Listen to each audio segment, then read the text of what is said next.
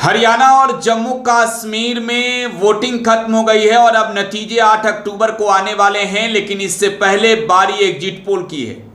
Exit poll में बात करेंगे हरियाणा की। हरियाणा में 22 जिलों के 90 विधानसभा सीटों पर वोटिंग संपन्न हो चुकी है और वोटिंग संपन्न होने के बाद अब हरियाणा के एग्जिट पोल पर पूरे देश की निगाहें हैं, क्योंकि भारतीय जनता पार्टी के लिए यह पहला चुनाव है जब लोकसभा के चुनाव में बीजेपी को कई सीटों पर बुरी तरीके से हार का सामना करना पड़ा। देश के अलग अलग राज्यों में जो बीजेपी के लिए वो सीटें थी जिसे जीतना जरूरी था, और सबसे बड़ी बात की उत्तर प्रदेश जैसे स्टेट में बीजेपी को बुरा हार का सामना करना पड़ा। लेकिन अब हरियाणा का ये विधानसभा चुनाव का नतीजा है जहां बीजेपी की सरकार भी है और 2024 में हुए इस विधानसभा चुनाव में बीजेपी की सरकार बन रही है या फिर नहीं बन रही है। एग्जिट पोल में क्या कुछ है ये समझना जरूरी है, और इससे पहले हम बात करेंगे वोटिंग परसेंटेज की। देखिए, शाम के 5 बजे तक 61% वोटिंग हरियाणा में हुई है। हरियाणा के कुल 22 जिलों की अगर बात करें तो अंबाला, भिवानी, चरखी दादरी, फरीदाबाद, फतेहाबाद, गुरुग्राम, हिसार, इज्जर, जिंद, केएल, करनाल, कुरुक्षेत्र, महेंद्रगढ़, नूह, पलयन, पंचकुला, पानीपत, रेवाड़ी, रोहतक, सिरसा, सोनीपत और यमुनानगर में वोटिंग जो है वो संपन्न हो चुका है। और इन 22 जिलों के कुल अगर बात करें तो 90 विधानसभा सीटों की जनता ने अपने मत का इस्तेमाल किया है। यहां के अगर चुनावी समीकरण को समझे पार्टियों के अनुसार तो मुख्य तौर पर लड़ाई कई ऐसी सीटें रही जहां पर आमने सामने का जो है वो सीधा कांग्रेस और बीजेपी के बीच रहा। यहां राहुल गांधी की लोकप्रियता कितनी बढ़ती है यह भी देखने वाली बात होगी। राहुल गांधी कितनी सीटें जिता पा रहे हैं कांग्रेस को, एग्जिट पोल में क्या है यह भी देखने वाली बात होगी। लेकिन भारतीय जनता पार्टी के लिए एक बड़ा चैलेंज यहां पर अपनी कुर्सी बचाना है, क्योंकि अगर यहां बीजेपी इस बार जीतती तो जीत का हैट्रिक लगाएगी, लेकिन यहां कांग्रेस हैट्रिक लगाने देगी क्या? यहां कांग्रेस हैट्रिक लगाने देगी क्या? आम आदमी पार्टी की भी एंट्री हुई। अरविंद केजरीवाल भी चुनावी अखाड़े में कूदे। आम आदमी पार्टी ने अपने प्रत्याशी उतारे, लेकिन असर किस पर कितना पड़ेगा यह बेहद ही दिलचस्प चीज है और समझने की जरूरत है।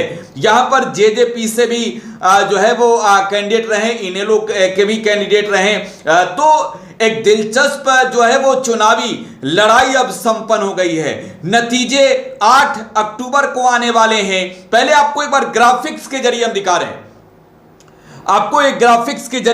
रहे हैं, और आप देख सकते हैं कहां किनके बीच मुकाबला है।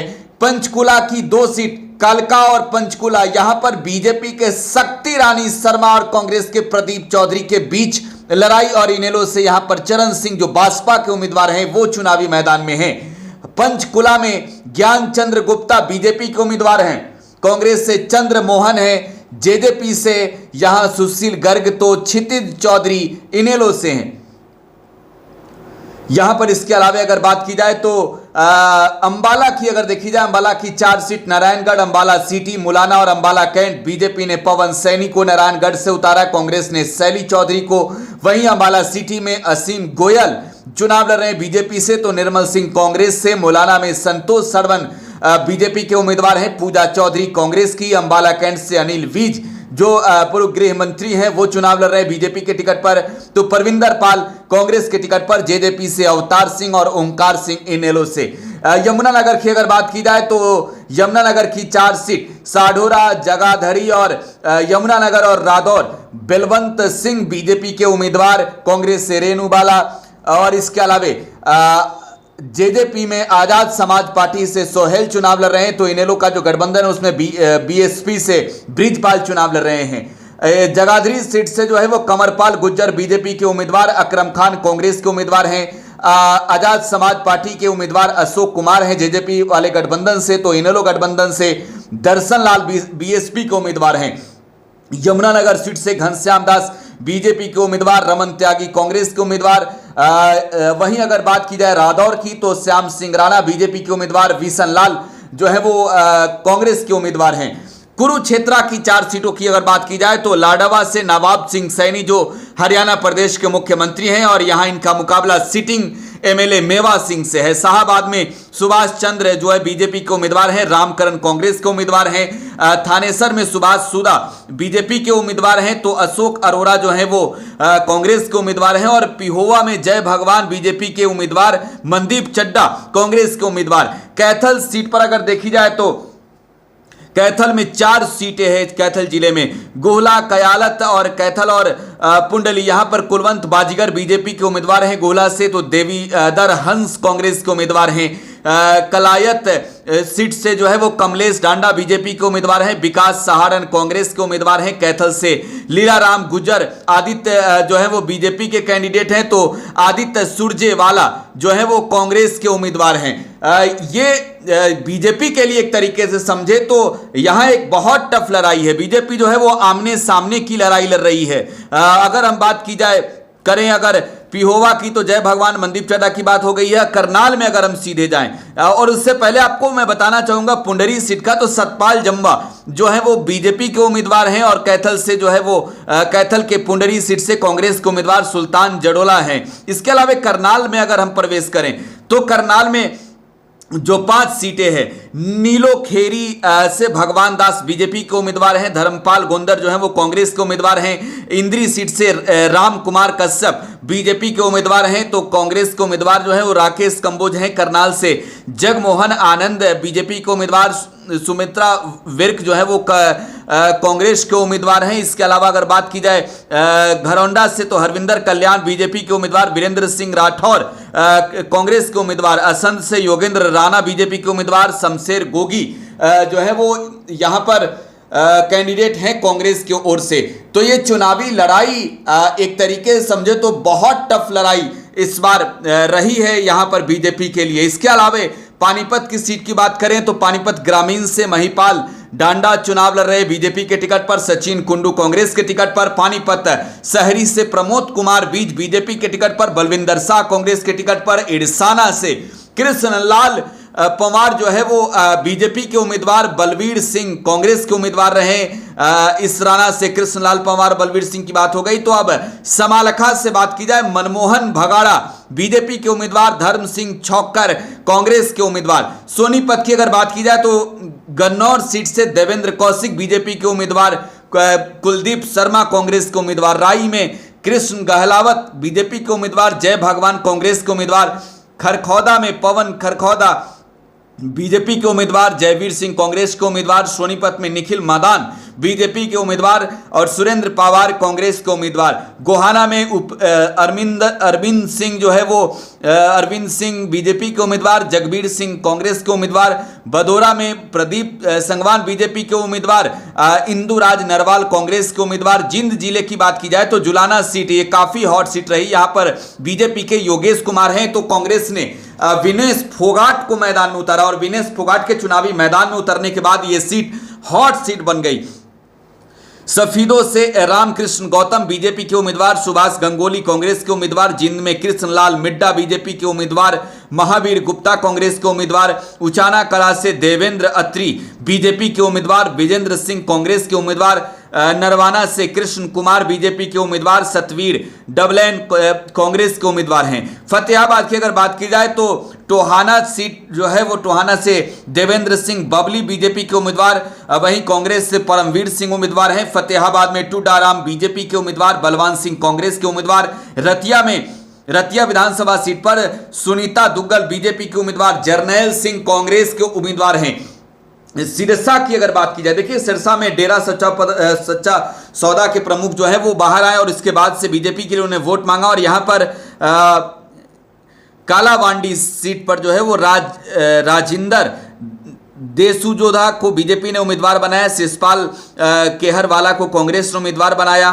वहीं अगर बात की जाए तो डबवाली बलदेव मंगियाना को जो है वो बीजेपी ने उम्मीदवार बनाया। अमित सिहा को कांग्रेस ने उम्मीदवार बनाया। रानिया से शिषपाल कंबोज को बीजेपी ने उम्मीदवार बनाया। सर्वमित्र को कांग्रेस ने उम्मीदवार बनाया और सिरसा सीट पर बीजेपी ने चुनाव नहीं लड़ी। गोपाल कांडा को यहां पर जो है वो हरियाणा लोक पार्टी के उम्मीदवार के तौर पर मैदान में उतरे गठबंधन से, और यहां पर गोकुल सेठिया कांग्रेस के उम्मीदवार रहे। इलाहाबाद में अमीर तलवार जो है वो बीजेपी के उम्मीदवार रहे। भरत सिंह बेनीवाल कांग्रेस के उम्मीदवार रहे। भिवानी सीट की अगर बात की जाए तो लोहारू, भिवानी जिले की बात की जाए तो लोहारू विधानसभा सीट से जेपी दलाल बीजेपी के उम्मीदवार, राजवीर फरतिया कांग्रेस के उम्मीदवार रहे। वहीं भिवानी सीट पर अगर बात की जाए तो घनश्याम सर्राफ बीजेपी के उम्मीदवार रहे। तो यह सीट जो है वो माकपा को दी थी गठबंधन ने। ओम प्रकाश यहां से माकपा के चुनाव लड़ रहे थे। तो शाम से श्रुति चौधरी बीजेपी के उम्मीदवार, अनिरुद्ध चौधरी कांग्रेस के उम्मीदवार, भवानी खेरा से कपूर सिंह बीजेपी के उम्मीदवार, प्रदीप नरवाल कांग्रेस के उम्मीदवार रहे। हिसार जिले की अब हम बात करेंगे। हिसार जिले में आदमपुर सीट से जो है वो बीजेपी के भव्य बिश्नोई तो कांग्रेस के चंद्र प्रकाश चुनाव लड़ रहे थे। उकलाना से अनूप धानक चुनाव लड़ रहे थे। बीजेपी के नरेश सेलवाल कांग्रेस के चुनाव लड़ रहे थे। नारनौद विधानसभा सीट से कैप्टन अभिमन्यु बीजेपी के उम्मीदवार, जस्सी पेटवार कांग्रेस के उम्मीदवार, हासी से विनोद भयाना बीजेपी के उम्मीदवार, राहुल मक्कर जो है वो कांग्रेस के उम्मीदवार रहे। बरवाला से रणवीर गंगवा जो है वो बीजेपी के उम्मीदवार रहे। रामनिवास घोड़ेला कांग्रेस के उम्मीदवार रहे। नलावा सीट से जो है वो रणधीर पनिहार जो है वो बीजेपी के उम्मीदवार रहे। तो वहीं अनिल मान जो है वो कांग्रेस के उम्मीदवार रहे। हिसार की अगर मैं बात करूं तो हिसार सीट से बीजेपी के डॉक्टर कमल गुप्ता, कांग्रेस के रामनिवास राणा के बीच मुकाबला रहा।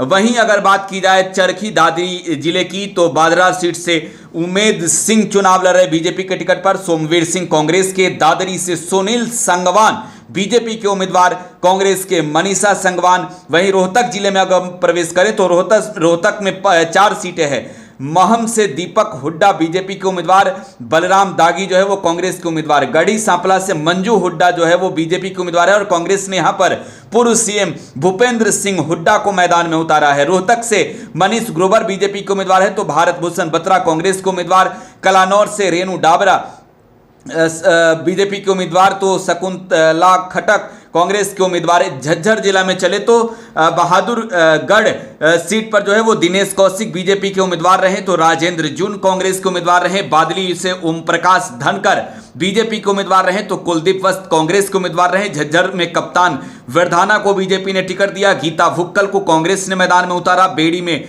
संजय कुमार मैदान में उतरे बीजेपी के टिकट पर। रघुवीर कदियान कांग्रेस के टिकट पर चुनाव लड़े। महेंद्रगढ़ की अगर बात की जाए तो अटेली विधानसभा सीट से आरती सिंह राव बीजेपी के उम्मीदवार बनी तो अनीता यादव कांग्रेस की उम्मीदवार रही। ये यादव बहुल इलाका है महेंद्रगढ़ से कंवर सिंह बीजेपी के उम्मीदवार रहे तो राव दान सिंह जो है वो महेंद्रगढ़ से कांग्रेस के उम्मीदवार रहे। नारनौल से ओम प्रकाश यादव चुनाव लड़ रहे थे बीजेपी के तो राव नरेंद्र सिंह कांग्रेस के टिकट पर चुनाव लड़े। नांगल चौधरी जो सीट है यहां से डॉक्टर अभय सिंह यादव चुनाव लड़े तो यहां पर कांग्रेस ने मंजू चौधरी को चुनावी मैदान में उतारा। इसके अलावा रेवाड़ी में अगर बात की जाए रेवाड़ी जिले में तो बावल सीट से डॉक्टर कृष्ण कुमार चुनाव लड़ रहे हैं बीजेपी के टिकट पर। कांग्रेस ने यहां पर डॉक्टर एमएल रंगा को मैदान में उतारा। कोसली से अनिल यादव बीजेपी के उम्मीदवार तो वहीं जगदीश यादव कांग्रेस के उम्मीदवार। रेवाड़ी विधानसभा सीट से लक्ष्मण सिंह यादव बीजेपी के उम्मीदवार और यहां पर कांग्रेस के टिकट पर चुनाव लड़ रहे हैं राव चिरंजीवी राव जो लालू प्रसाद यादव के दामाद हैं।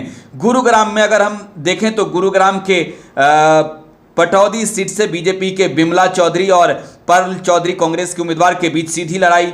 वहीं गुड़गांव में मुकेश शर्मा बीजेपी के उम्मीदवार हैं। मोहित ग्रोवर कांग्रेस के उम्मीदवार हैं। सोहना में तेजपाल तंवर बीजेपी के उम्मीदवार। रोहतास सिंह कांग्रेस के उम्मीदवार।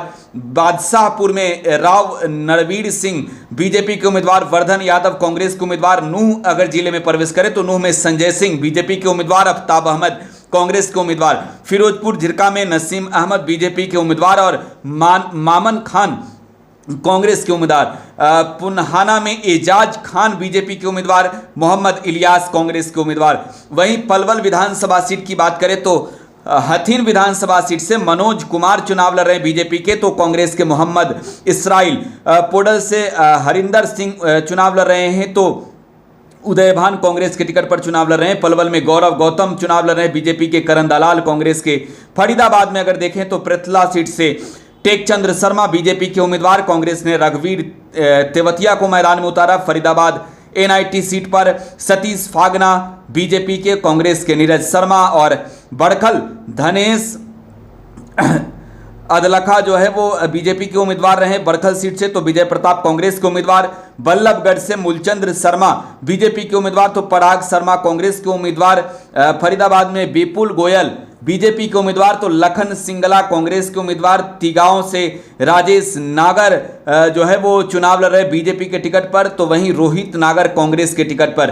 तो ये 90 सीटों का जो है वो गणित आप समझ रहे थे, जहां पर उम्मीदवारों के नाम आपको हम बता रहे थे। जो हरियाणा के 22 जिले की 90 सीटें हैं, यहां पर मुकाबला अगर देखी जाए तो आमने सामने की लड़ाई जो है वो बीजेपी और कांग्रेस के बीच है। नवाब सिंह सैनी अपनी सरकार बचाएंगे या फिर यहां पर कांग्रेस इस बार सफलता की वो परचम लहराएगी जो आने वाले वक्त में जो देश में कई राज्यों में चुनाव होने हैं, चाहे नवंबर में दिल्ली, महाराष्ट्र और झारखंड में चुनाव हो या फिर 25 में बिहार क्या चुनाव हो, ये चुनाव प्रभावित करेगी। ये चुनाव बताएगी कि बीजेपी की हालात क्या हैं, कांग्रेस कितना आगे बढ़ चुकी है। अब सीधे एग्जिट पोल की वो रुख करते हैं, एग्जिट पोल में बीजेपी के लिए बुरी खबर, कांग्रेस बड़ी जीत हासिल करते हुए नजर आ रही है हरियाणा विधानसभा चुनाव में। यह बड़ी जानकारी हम आपको दे रहे हैं। एग्जिट पोल में बीजेपी का सुफरा साफ, हरियाणा में कांग्रेस प्रचंड जीत हासिल करते हुए नजर आ रही है। सीएम नवाब सिंह सैनी तीसरी दफे वो सरकार बनाते नहीं आ रहे हैं। एग्जिट पोल की बात कर लें तो पीपुल्स प्लस के एग्जिट पोल के सर्वे के मुताबिक बीजेपी 20 से 31 सीटें जीत सकती है, जबकि कांग्रेस को 48 से 61 सीट मिलती हुई नजर आ रही है हरियाणा में। वहीं अन्य दलों को 5 से 8 सीटें मिलने की संभावना है। यह कांग्रेस के लिए एक तरीके से समझे तो खुशी की खबर है।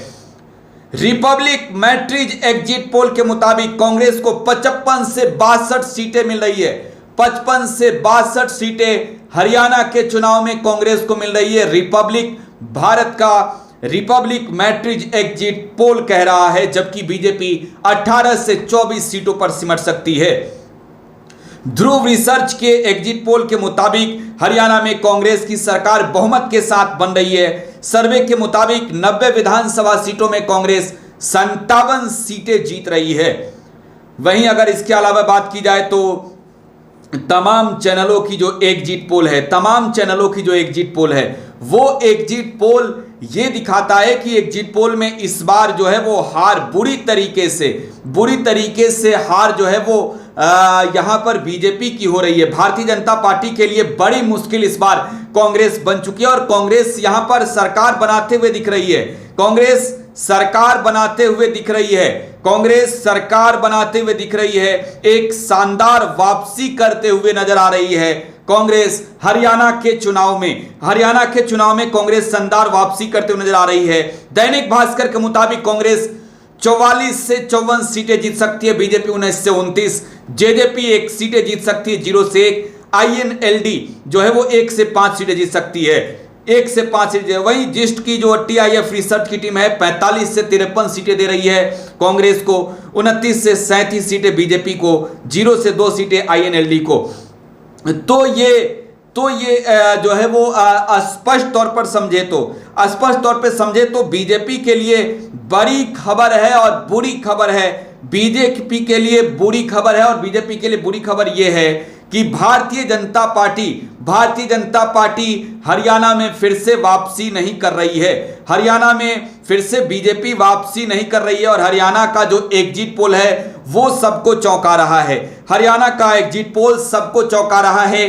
बीजेपी के लिए बुरी खबर लेकर आया हरियाणा का exit poll Bharatiya Janata party के लिए बुरा खबर लेकर आया है। देखिए तमाम जो सर्वे हैं वो सर्वे ये कह रहा है कि इस बार हरियाणा में